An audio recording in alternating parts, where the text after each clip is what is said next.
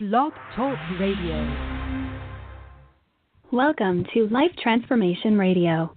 This show is all about life transformations and our journey from where we were to why we are doing what we are doing today.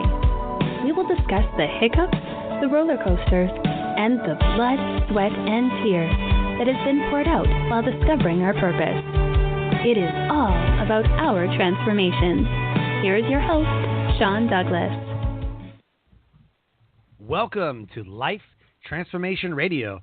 I am your host, Master Resilience Implementer, speaker, performance enhancement expert, and author, Sean Douglas. I want to welcome all of our listeners who are listening from wherever you are. The show is heard in over 30 countries, such as the U.S., Brazil, Canada, France, Australia, and New Zealand, so thank you so much to those who are listening from around the world. Life Transformation Radio is all about our transformations. Here, we tell the stories of why we are doing what we're doing. We highlight that transformational moment that changed our lives and how we're using these to help transform others and elevate their lives. You can listen to us every Wednesday and on the first and third Fridays at 5:30 p.m. Eastern Time. On this show, we have impactful and amazing guests that are impacting everyone around them. And my guest today does just that. If you have any questions for the guests, this is a live show if you're listening on one of our listening times. So you can call in at 657-383-1109. Again, the number is 657-383-1109. I invite you to listen live to this show and interact with our guests. And I want you to help me welcome to the show, Emerald Greenforest. How are you? I am awesome, Sean, and super excited to be here. Thank you so much for having me. I am super pumped. I've been looking forward to this episode ever since we met at Steve Olsher's New Media Summit in San Diego back in September. You light up a room. Your energy, you are contagious. I don't know if anybody's ever told you that, but you are contagious. You own it, girl. You own the room. You're dancing and talking to everybody and, hey, how's it going? And, and it was just man. So I love that you're on the show. Well, thank you, Sean. It takes one to know one, because if I recall correctly, you were pretty much owning the room yourself. So, yeah, I think like attracts like. Although it's funny, I was thinking about something the other day, and I was reading one place where it said opposites attract, and then another place where it said like attracts like. So I'm confused now. Is it opposites attract or like attracts like? Or maybe it's both, right? I think it's people's justification of why people meet.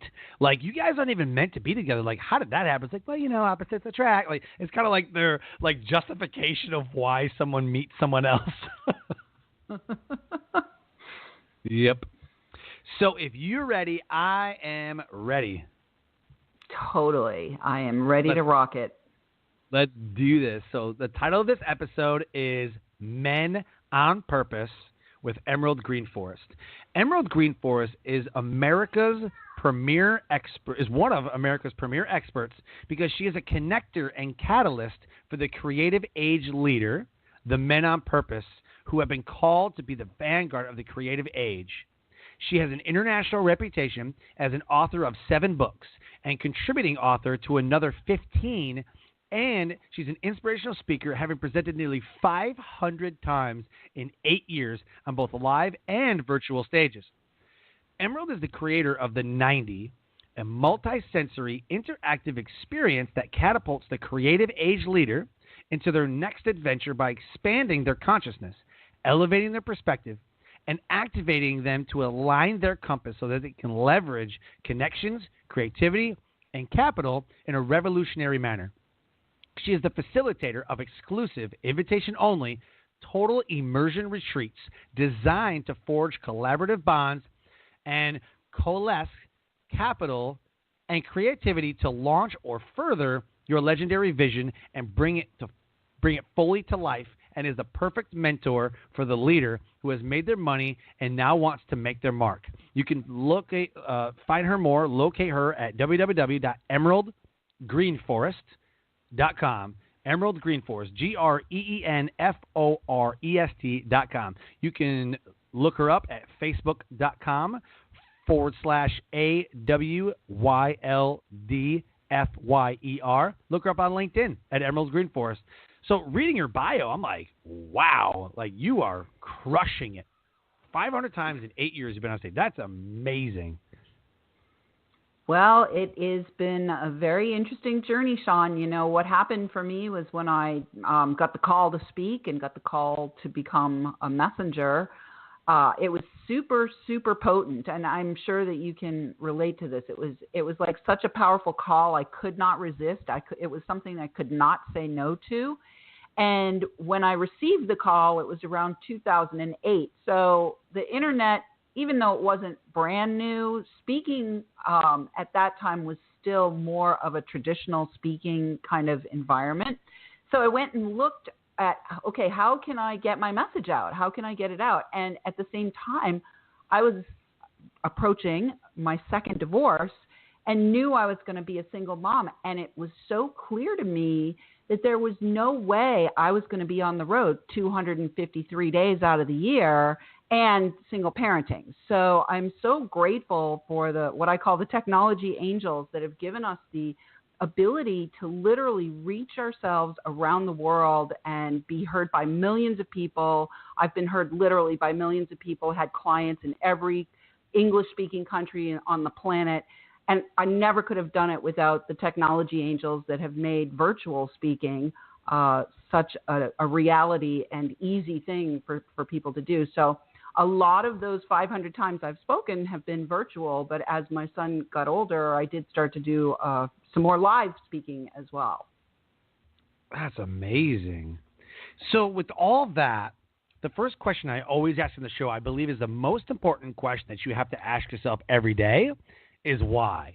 Whenever we go through a bad breakup, it's why. Whenever something bad happens to us, we're like, why? Like, how did this happen? We never ask why whenever amazing things happen, you know? So I want to know what your why is. Why do you do what you do?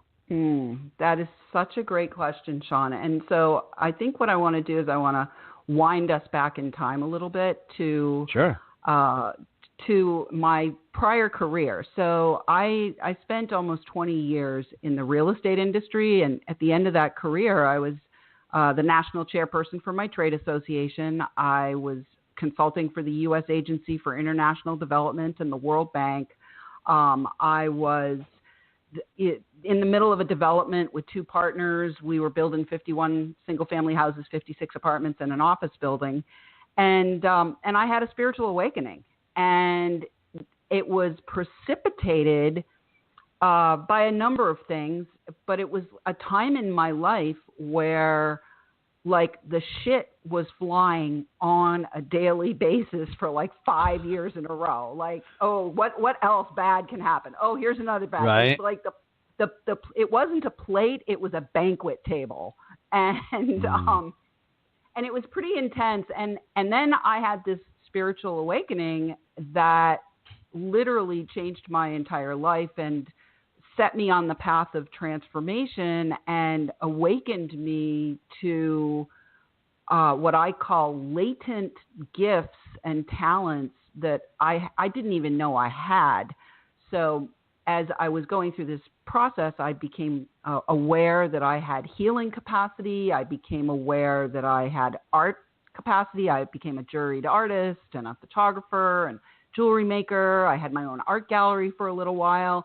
I became aware that I could write, like all of these gifts and talents that I didn't even really realize that I had hidden inside me suddenly popped out during that period of time. And so to come back to the actual question of why, I'm going to just say the why for me is because I had this spiritual awakening and it became clear that I couldn't not. So I would say, why not? Like, why not try and write a book? Why not start speaking? Why not make art? Why not, run a retreat? Why not create something amazing and put it out into the world? Why not? Yeah. I love that. That's the first time I think I've ever heard someone put it that way. Like, well, why not? But it was that moment. I love that moment of clarity, because some people strive. They're like, well, because they want to know that they're on the right track. I firmly believe that people don't wake up to fail. Like, nobody wakes up and says, you know what, I'm just going to fail at everything today. I'm just going to suck at everything. That's just what I'm going to do. Like, I don't think anybody does that. I think we get so bogged down, like you said, like one thing after another, one thing after another. It's like, come on. Like, when does it end, And so some people I've met say, oh, there's too many good things going on. I'm waiting for that one bad thing. I'm waiting for that one bad thing. And other people are like, oh, this is my life. There's so much bad stuff going on. This is my life. I love how you put that. Like, well, why not? Like, I have this moment. I'm finding my purpose, right? I'm doing these things. Like, why not? Like, this is, like, you fully stepped into that. I love it. Yeah, and Sean, one of the things that I want to just pop into the audience here as we're riding the why not wave is, you don't have to do what I did. What I did was I literally left behind a 20-year career and took a flying leap. My business partner at the time, when I said I was leaving, I literally was newly divorced from my first husband. I have two husbands. They was my husband. I was newly divorced from my first husband. I had a 7-year-old child, and I knew if I stayed another second with my business partner and in that field, I felt like I was dying. I literally knew that if I stayed there, a part of me was going to die, and maybe all of me was going to die. And I had to leave. I just could not stay another second. And when he said to me, well, what are you going to do? I said, literally what fell out of my mouth was, I'm going to be a crystal healer. And I didn't even know what the hell that was or what I was even talking about. And he gave me the 3-headed look. And why not? Okay, why not? Well, here's the invitation. Why not experiment with something that you have the little niggle for? You don't necessarily have to take a flying leap like I did and leave your entire life behind and create a whole brand new one, but you can experiment. You can carve out time in your day, in your life to try things where you don't worry about failing. If you fail, you just look at it and say, well, that was an interesting experiment. And if you can hold it in a kind of experimental way, then I think you're going to be much better off. I love your perspective. Like, everything you say, I'm like, yeah, like, that's awesome. Man, I love the way that you look at the world. So who were you before you got to this point? Who were you? I don't know, 5, 10 years, like what was that moment like before the transformation, that led you to that moment? So I've actually gone through 2 transformations, Sean. I went through the initial transformation in the 2001-2 time frame. So I can talk about that first. And then I went through my second major transformation actually last year in 2016. So I'll take the first one first, and then we'll dive into the second one if it feels right. So who I was before was I was very boxed in, very left-brained, highly regimented, very masculinized, highly anxious. I think if somebody had diagnosed me back then, they probably would have dosed me up with a whole shit ton of pharmaceuticals for anxiety. I drank. I had a stress-filled life when I was building the project with my 2 partners. It was a multi-million-dollar project. I mean, I was working 16-hour days for 6 days a week, and my son was little. He was like 3, 4, 5 during that time. And part of that, in part of that time frame, part of that journey, he actually was sexually assaulted in daycare at 3 years old. Oh, no. Oh, yeah. And that really was a major, I'm going to say, rupture in the fabric of my reality. Yeah. And not only was it a rupture in the fabric of my own reality and his, but also, of course, his dad's. And his dad ended up incapacitated for multiple months after that happened as well. And my suspicion is his dad probably had also experienced something like that when he was a child, and it was just never resolved or brought to the surface, because he literally became incapacitated as well. And so I had my child, who was 3, that I was navigating his mental health and physical health being recovered and restored from that experience. And my husband, who was pretty incapacitated for almost a year. He was out on family and medical leave.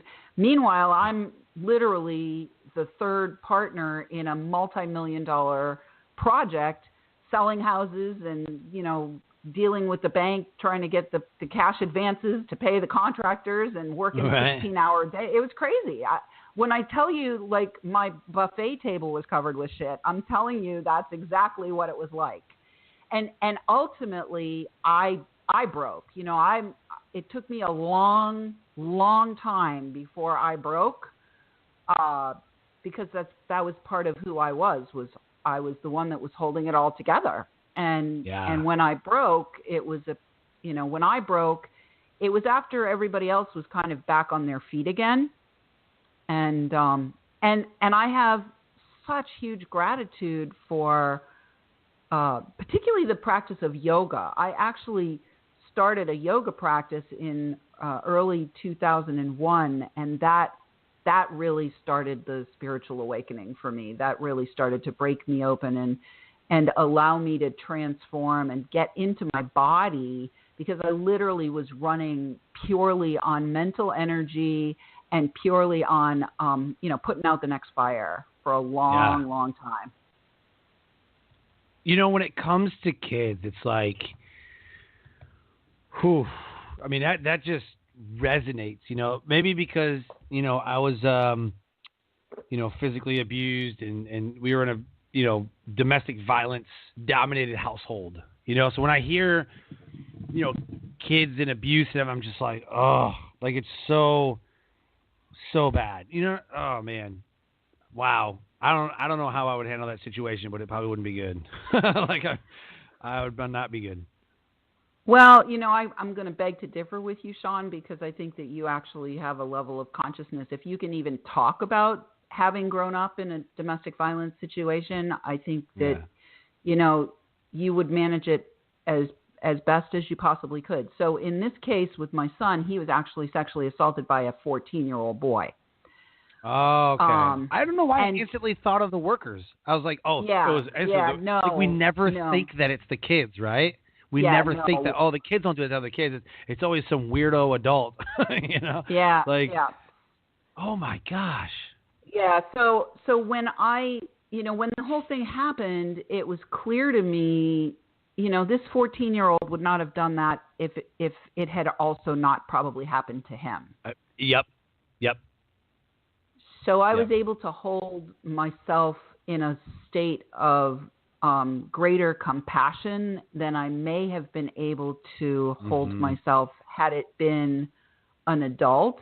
But, what it really kind of plays out here, Sean, is the fact that, like you said, you grew up in domestic violence. I did too. The people who inflict those kinds of wounds on other people, even if they're in an adult body, that does not necessarily mean that they have adulted yet.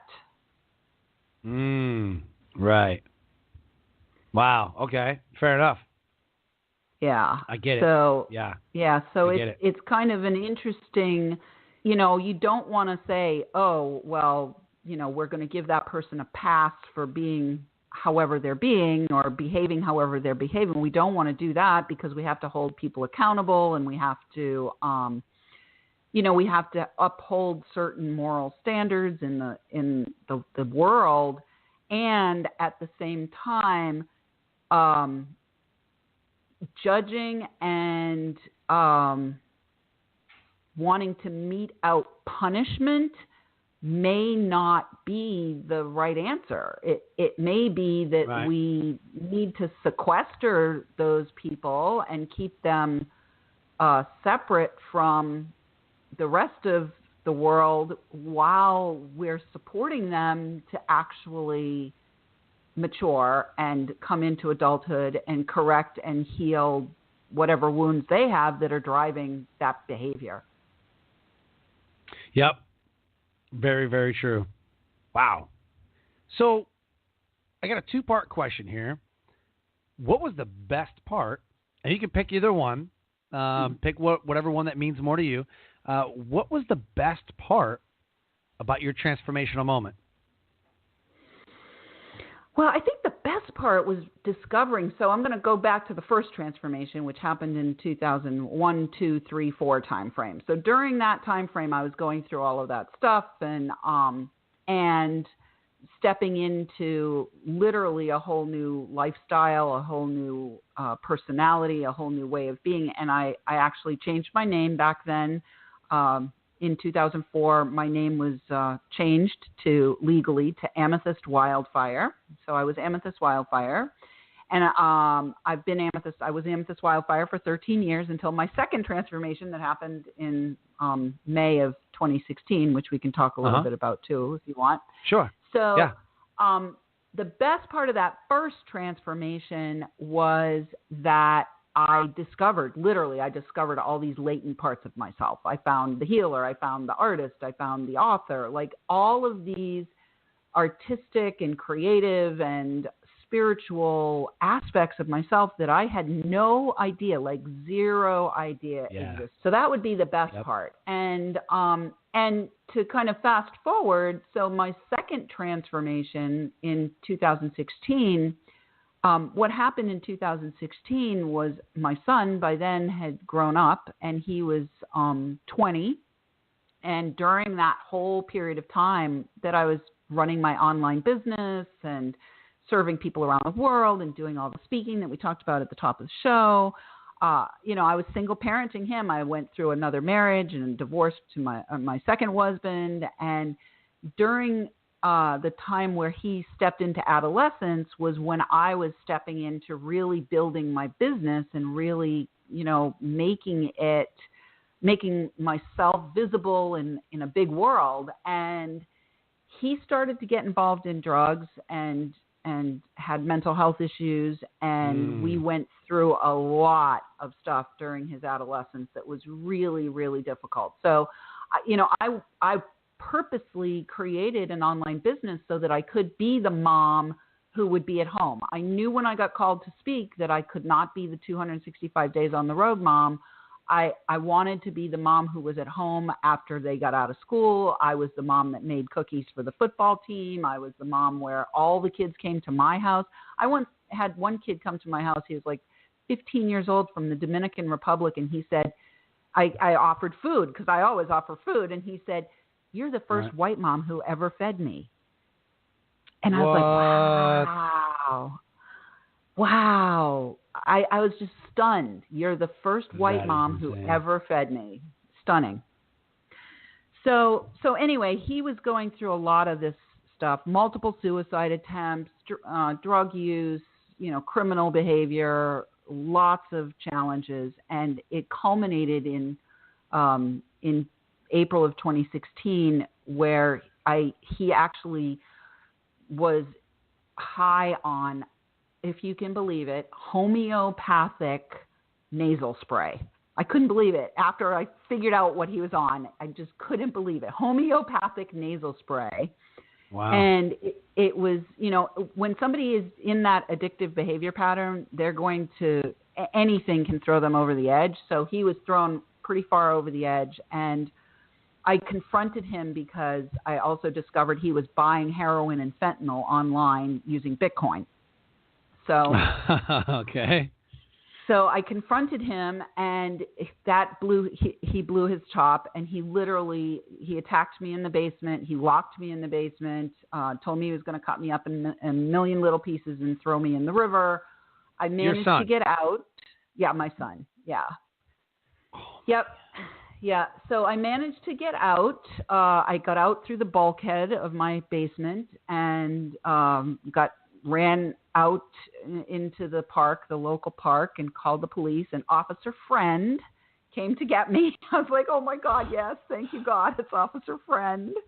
Oh my God. Came to get me. They arrested my son and put him in jail. And 3 days after that, I heard and got clear from my inner knowing that I had a new name, and that's when I became Emerald Greenforest. So the best part about the second transformation, I would say, is that was a really hard one, because I literally ended my mothering in that moment. And I would say the best part about it has been I am now open in ways that I haven't been for 20 years to, experimenting in my life with creating in ways that I haven't had the time or the space or the energy to do. So I think the sense of openness is probably the best thing about the second transformation. Wow. So the second part of the question was, what was the worst part about it? So I think you already got that covered. Yeah, well, so the worst part, Sean, in both cases is leaving behind everything that the whole way that you've constructed your life, leaving behind the entire way that you've constructed your life. And that can feel painful if you're attached, particularly the second time around, to the role of mother. I was pretty attached to that role. And I had to die to that role in order to be reborn into a new way of being in the world. And I got the other day in meditation, Sean, I was like, oh, Emerald, Eld. Oh, this is my elder name. So like when you move from maiden to mother to crone, you're an elder. Like, this is my elder name. So it's a totally different structure of living when you move beyond parenting. And you're not there yet, I know, but you'll discover that when you get there. Yeah. That is amazing. Like, oh my, there's like so many layers to you. Like, I am blown away. You know what I mean? I think most people would be like, really? Like, you're changing the name to all these weird things. Like, you know what I mean? Like, but there's so many layers to it, though. Like, everything happens and created for a purpose. You know what I mean? Like, by the way, I love that, like, amethyst wildfire. Like, I love that, because that just sounds like a good time. I'm just saying. It was. That just sounds like a good time. It was hot for a long time, Sean. The fire was burning hot for a very long time. And on the good side of it is, yeah, the fire was burning hot for a very long time. On the bad side of it, a wildfire needs a shit ton of fuel. It needs a lot of fuel. So, yeah.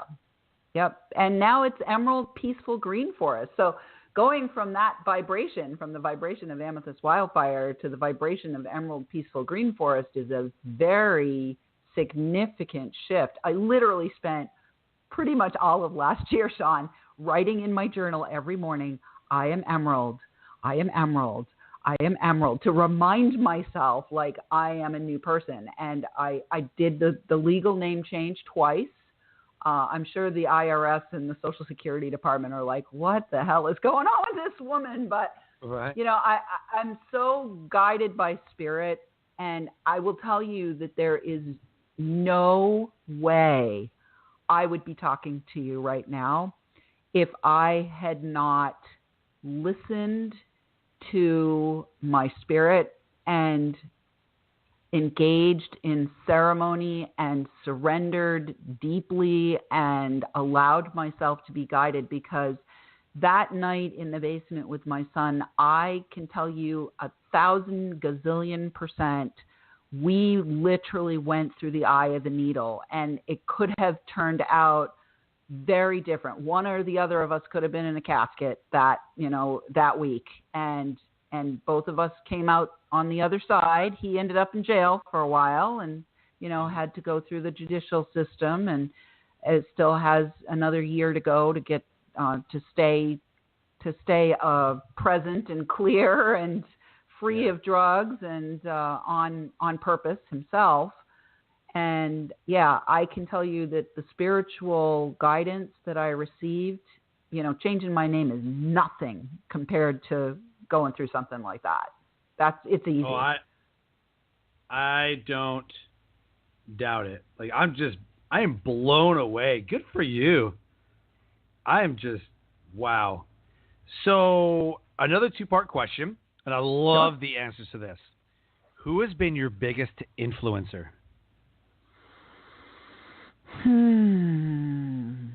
So I think that my biggest influencer, do you want a spiritual influencer or do you want a It's person? Your influencer. No, Okay. It's your influencer. It could be a book. It could be an experience. It could be a person, place, or thing. I don't care what it is. Okay. That's why I love this question, because people are influenced by so much. So can I give you 2? I'm going to give you 2. You can give me whatever you'd like. Yeah, I'm going to give you 2. So the first biggest influencer on my spiritual journey was Master Jesus. And it was Master Jesus who gave me the name Amethyst. I was in meditation on a sunny morning in May in 2004, and I was literally just sitting there in meditation after having taught my very first crystal healing class. And in the meditation, Master Jesus came and put his hands on my head with Archangel Michael behind him and Master Germain behind him on the other side. Master Jesus came and put his hands on my head in the meditation. He said, "You're Amethyst." And I was like, "Oh, okay. Yes, I am." And the night of what happened with my son, that night, I completely surrendered to Jesus. And Master Jesus was with me. I could feel his presence around me. I could feel myself being held. I could feel myself being guided. I heard his voice in my ear when my son went up to get something to eat, and he said, "Go now." And I went out the bulkhead and got myself out. So Master Jesus would be one, and Mother Earth would be the other. When the name Emerald came, so how I received Amethyst was Jesus put his hands on my head. How Emerald came was, again, 3 days later, I was in meditation, and all of a sudden I heard, "You are Emerald," but this time it came literally bubbling up. It felt like a bubbling up from the earth. Yeah. And so Mother Earth, Mother Nature herself, those would be my 2 biggest influencers, Master Jesus and Mother Earth. Wow. That's amazing. Okay, so then who's your biggest supporters? Oh, I love that question. My biggest supporters. We ask the tough questions on this show. Yeah. So I'm going to say my biggest supporters are, and this was really hard for me, Sean, and it may, hopefully this is going to resonate with some of your listeners. I was fiercely independent and very, very, I was a very masculinized woman. And then I had went through this spiritual awakening and started to connect with what I'm going to call medicine sisters. And these are what I would say, I would call them women of power. I would call them women who have have had their own spiritual awakenings, women who have been initiated maybe into some medicine tradition, whether it's Native American, North Native American, or South Native American, or Celtic, or I am a medicine woman in I have a number of traditions that I carry. I'm initiated in the Inca tradition. I'm initiated in the Celtic tradition. I'm initiated in the Toltec tradition. So I've taken initiations, and I've done a lot of study, and I've done a lot of personal medicine work. And so for me, I require the support of other medicine women, because if you haven't taken the initiations, you can't even relate to be able to support what I have when I'm going through stuff. So my biggest supporters would be my medicine sisters, and it took me a very long time to stop being the lone wolf and start asking for help and allowing myself to receive help. So on a personal and spiritual level, my biggest supporters would be my medicine sisters. And in a business level, I think the people who I really appreciate the most are people like you, who are giving me a platform. You're giving me a platform to share my message, to make connection, to reach more people. So anyone who has been on my journey in the last, since 2008 when I got online, who has provided me with a platform to speak and to connect and to transmit my message, those are my biggest supporters. That's awesome. I love that. Man, there's so much. There's so much to you. Like, I didn't realize just in the short time that we talked, at the summit, and because we only have a little bit of time to interview everybody. Okay, why would you be on the show? And even in passing, as we talk between breaks and everything, like I'm completely in awe and in fascination of you, like in a completely awesome way. So it's amazing. Well, thank you. And I love your perspective. Thank you, Sean. And one of the things I want to say to you is, and for anyone else who's, feeling that awe, what you see in me is also in you. You would not be able to see it if you did not also possess it. So Thank you for seeing it.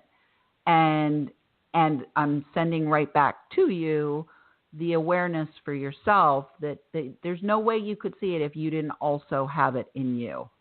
Yeah. Wow. Well, thank you for that. Mm-hmm. So tell us, I really want to know, as we read in the bio, so I really want to know, so you created a multi-sensory interactive experience. So talk about what Creative Age Leader is, what you created, talk about that, so we can kind of get a context of what it is that you do and what you love about what you do. Sure. So the first thing I want to do is I want to talk about the Creative Age Leader. And I believe we are actually at the dawning of the creative age. So if you think about it, we had the hunter-gatherer age, and then we had the agrarian age where we were all farming. And then we had the industrial age where everybody was working in factories. And then we had the information age where everybody started moving into, creating digital, the digital world. And we now are at the dawning of the creative age. We literally have the power to create out of the nothingness, or the vast sea of potential, to create anything we want. So you've created a radio show, and we can create money, and we can create talks for TED, and we can create total immersion retreats, and we can create anything we want. So we are at the very beginning of the creative age. And what the creative age requires us to do is acknowledge our sovereignty and our capacity to be creators. And I think women have that kind of inherent, we know we can, have babies happen in our body, right? And I think that men have been not as elevated and celebrated for their capacity to create. So part of what I am called to do now, in particular because of, some of the things that I experienced in bringing my son up, is I'm really called to be in a space where I am supporting and elevating and celebrating and assisting men in particular, and what I like to call men on purpose, my magnificent men on purpose, to be able to dismantle any of the cultural and societal conditioning that is prohibiting them in any way from accessing their creative power. And if you think about it, our creative power resides in our sexual chakra, which is also where our emotional power is. And so men in particular have been culturally conditioned to repress, suppress, depress, compartmentalize all of their emotional range, and are left with pretty much, anger or depression. And it shows itself in things like anxiety and drinking and drugs and divorce and early deaths, heart attack. Men under 40 are like it's either 6 or 9 times, I can't remember the exact figure, more likely to commit suicide. And that is such a waste of potential and such a waste of life force, and is very saddening to me. And so what I'm doing with my new body of work is really, the 90 is a workshop or a play shop where I'm helping men in particular, but I can also work with what I call masculinized women, or anybody who identifies themselves as a creative age leader. I mean, it's a play shop that I can take into corporations, I can take it into retreats and those sort of things. And really what we do in that is we strip away everything that's in the way of fully expressing who you are as your highest potential. So that's what we're doing with that. And then the other body of work that I'm really excited about right now is my Men on Purpose podcast, which I'm in the process of getting ready to launch very shortly here. And so I'm using that as a platform to really elevate and celebrate people around the world that I see are men on purpose, because we are really deeply in need right now of shining the spotlight on what I'm going to call the new man, NU, not NEW, but NU, the new man who is both capable and compassionate. Yeah. I love it. Yeah. Dude, yes. And I love the fact that you're going to start like that podcast. We talked about it at New Media Summit, how powerful, podcasts can be, and just giving people a platform because it's introduced me to people like you who are just so incredible. And then other people, that I've had on the show that are impacting, I've had a 15-year-old on the show, it just gives you an opportunity to open the door to people's badassery. So I love that you're going to start that. That's amazing. And when does that come out? When does it start? So anybody who's interested in the podcast can actually go to menonpurposepodcast.com and sign up for the mailing list, because that's going to, I'll be dropping email to let people know when it's coming out. So I have already got a bunch of interviews in the can, and I'm getting all of the technical stuff squared away on the back end. My initial thinking was it was going to be in January, and then I pushed it to February. But now my guy who's coaching me on this is saying, let's get it up and out soon. So it's sometime in the next, no later than my birthday, which is February of 2018. So no later than my birthday, it will be launching. And so anybody who is interested in finding out about the Men on Purpose podcast and tuning into that and getting on the list to know when the Men on Purpose podcast is going to drop, go to menonpurposepodcast.com. And Sean, I would love to invite you to be one of my Men on Purpose, and hopefully we can talk about that after we're done here. Yeah, that would be super awesome. Yeah, I'd absolutely love that. So, so if you had to go back, would you change anything, or would you do anything different? Wow. It's, so on the one hand, there are lots of things that I'd like to take the eraser to. Yep. But on the other hand, I know that there's no way I could be who I am right now if I took the eraser to those things. Exactly. And, yeah, it's kind of a hard question, right? I mean, because everything happens for a reason, but there's a couple things I probably could have done without. It's really bittersweet. It is bittersweet. When you ask me that question, I feel like an upwelling of sadness of like, boy, yeah, I really wish I could have not had that happen or that happen or that happen. And then I say, yeah, but if that didn't happen, then all of these other things wouldn't have happened. So it's a dance of acceptance, like really learning how to be present to what is, even when you feel like it's, wow, why is this happening? Like, really? Yep. Really? So I think if there was one thing I would send back in time to the self that I was as I was going through all of that, it wouldn't be so much that I would change anything, but I would send back comfort and strength. I would send back comfort and strength. Yeah. Awesome. So I just thought about this. So if you had to start over, you still had your knowledge, but you had lost, supporters, you had lost money or jobs or whatever. You just started from scratch, right? But you still knew, you still have the knowledge and experience and everything, right? Like, you lost it all. What do you think the first thing you do is? Speak. Okay.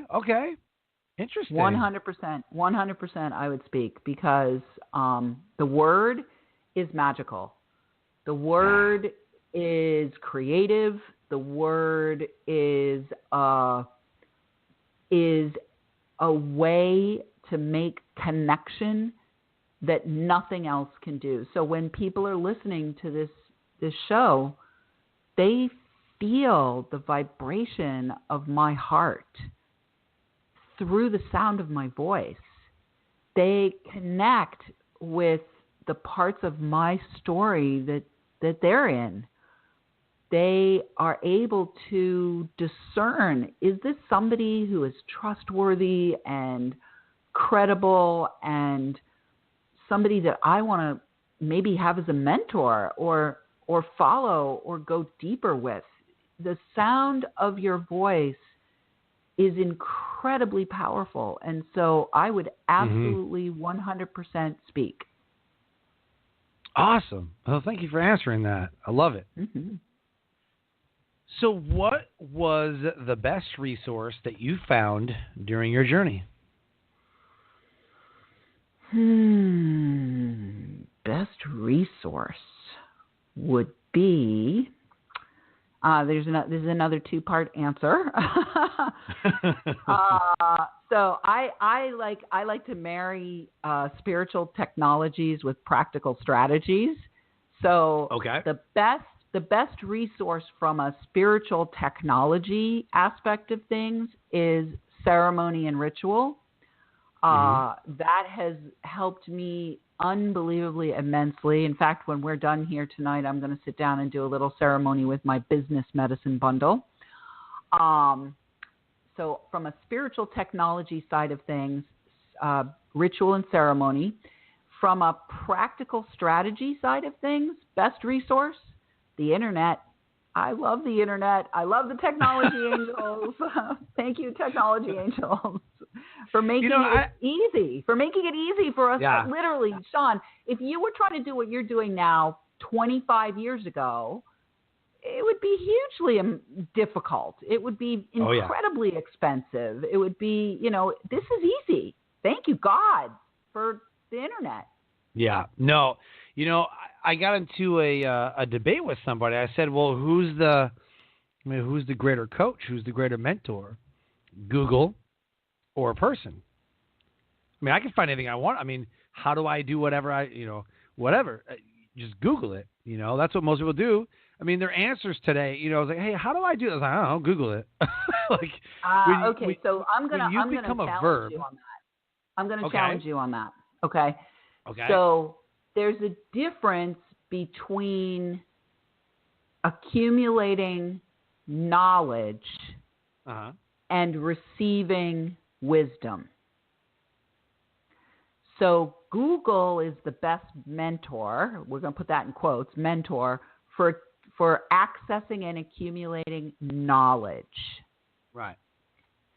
But you cannot beat a person for accessing wisdom. You can't. No machine can beat a person for accessing wisdom. I would absolutely agree with you. Yeah, because I think that there's a human element to it. There's an empathy and a sympathy and there's all these emotions, and there's like, oh man, like I know that, you know, back in the day, like I messed this up, or you know, don't do that, like that's so bad, you know. When we read things, it's knowledge, right? But the application is where it's at, right? I mean, it's the entire application of, because I consume a lot, and I'm sure you do too. I consume a lot of knowledge. To prepare for my TEDx talk, it was like I had to read, Talk Like TED and how to deliver a great TED talk, and TED Talks, like the actual book by Chris Anderson. And it's just like I read these books, I'm like, that's awesome, and then like, what do I do with it? I mean, I got the knowledge, I should be good, right? But it's the application, and that's where the mentor and the coach comes in. It's walking with someone along the way, that if we stumble, they can write us up. You're like, oh no, don't do that. Like, keep on going. You know what I mean? Because without that person who's already been there, like we're just throwing things at the wall and hoping they stick.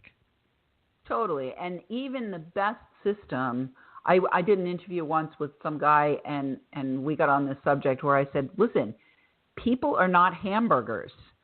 So, McDonald's can set up a systematic, do this, and you get a Big Mac, right? Put on the mayonnaise, put on the lettuce, put on the tomato, put on the bun, put on the burgers, you got a Big Mac, right? But no matter what system you go through, whether it's learning how to put together a TED Talk, or learning how to sell, or learning how to do SEO on the whatever it does. You can the systems. People are not hamburgers, so every single person can go through that same exact system and have a different result, which is why the human element is so important and why it is absolutely essential to maintain the human connection, and not to try and kid ourselves into believing that if I buy this system or invest in that system, then suddenly I'm going to be a multimillionaire. Because, if you don't have the heart for it, or if it's not really your purpose, or if, life comes along and throws you for a loop and you're trying to get support out of the step-by-step system, you're going to be not having that happen. Boom. Yep, you nailed it. You nailed it. So you talked about the podcast. You talked about, the creative age and all that. But where are you headed now? I mean, we're 2 weeks away from the end of 2017, and it's been an incredible year. So what kind of new adventures, businesses, family, what are you doing in to close out 2017 and carrying that momentum into 2018? Well, as well as I do, Sean, I'm going to be dancing my pants off. You coming back to New Media Summit in April in San Diego? It is on my radar. I love to dance my awesome. pants off. I love dancing a lot. So tomorrow night I'm going out for a thing here locally in the Boston area where I live called the Three Kings Party, and they have hosted it for 21 years in a row. So I'm going to go dance my pants off there tomorrow night.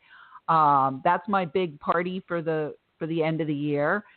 From a business perspective, my main focus right now is getting the podcast up and off the ground. And I'm going to be going to 10X Growth Con in Las Vegas at the end of February, Grant Cardone's event, because I feel like there's going to be a lot of men there who could potentially be my client. And I know that when I show up in an event space, well, you said it at the beginning. If I am meant to attract clients, from that space, I will come out of that space with clients. So I'm excited about taking on a new group of clients for 2018. The way I'm working with my men is I either do a VIP day, a time to make your mark VIP day with me, or my Leading Like a Legend retreats. I do those. I've got a retreat on the schedule for April that I'm looking at filling. And then my Legendary Legacy year-long mastermind. So those are the podcast, VIP days, retreat, and my year-long mastermind is where my focus is on for 2018, and lots of dancing with Men on Purpose. Yeah, that's awesome. Awesome. So here's the moment of the show where you do a shameless plug. You can plug your friends, quotes, websites, Facebook, your products, movies. You can give a shout out to whatever or whoever you want. This is your time to shine. Shameless plug. Go.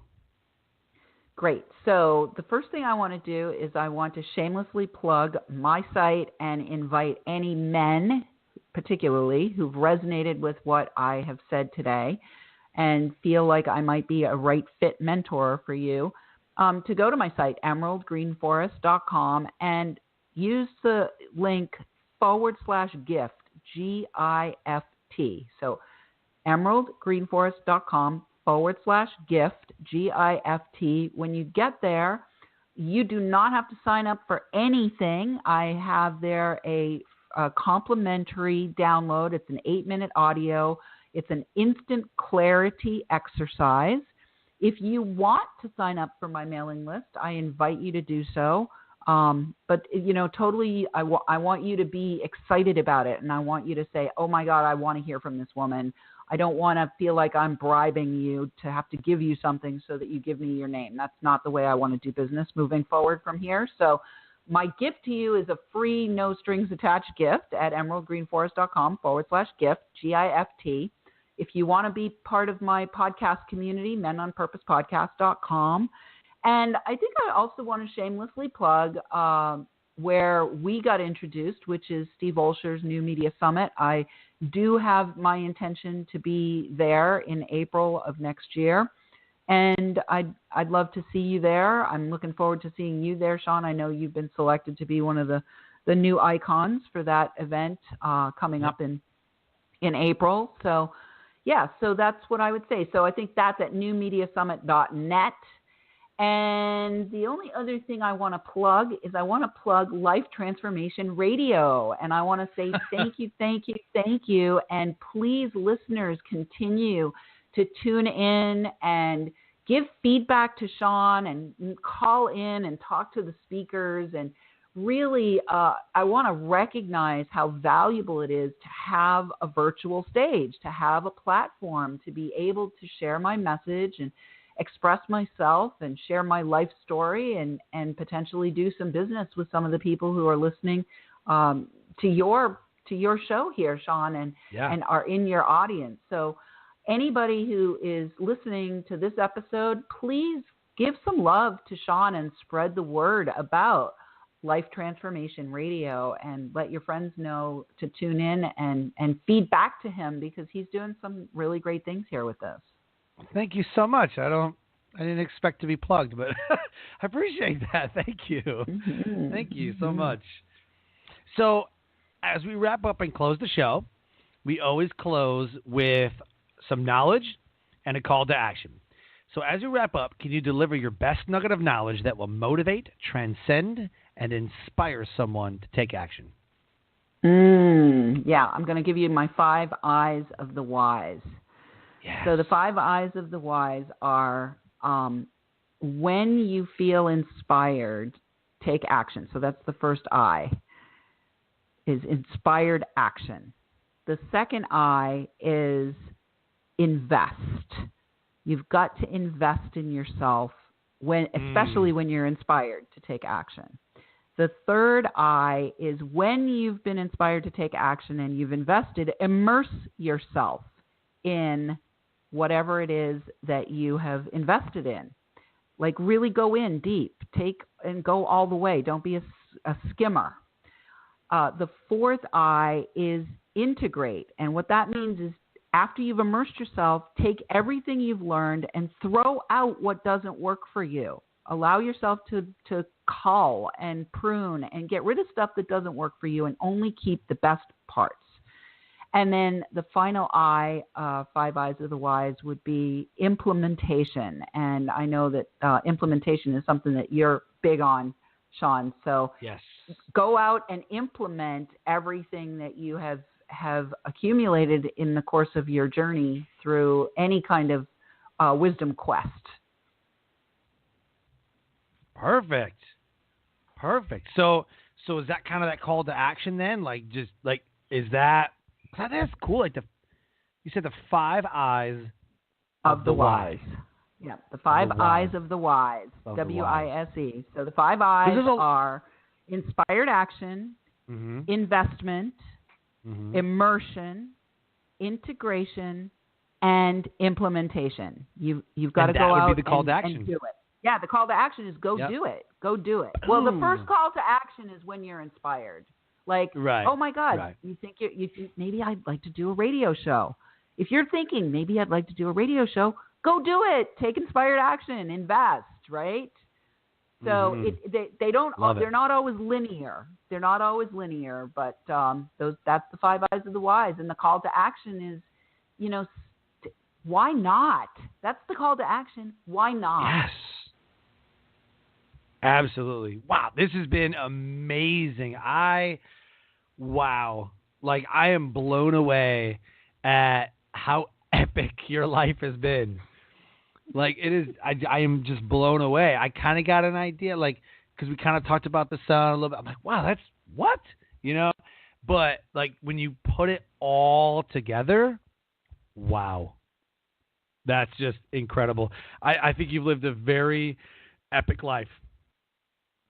Well, and my prayer is that I can support others who know that they're here to have a legendary life to make that happen too. Help them to make that happen too. Yeah. That's awesome.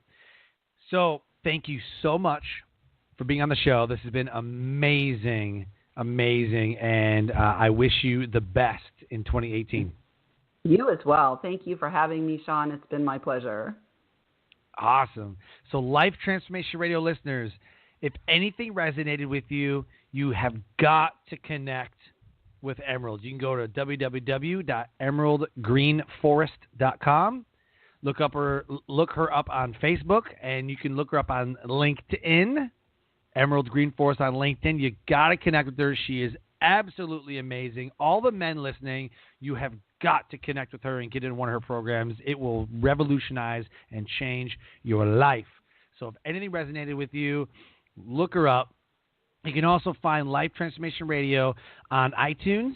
And if you're not an Apple user, then you can go to Stitcher.com and you can look up Life Transformation Radio on Stitcher. We're also on TuneIn and a couple of the different platforms. But I ask that you subscribe to the show so you don't miss any of the amazing guests that are on here, like Emerald Greenforest, who is absolutely changing lives every single day. So as we close the show, I always say, live your brand. Find opportunities every day to live out those values that you hold deep in your heart. And when you do that, you live your brand. So until next episode, have a good night.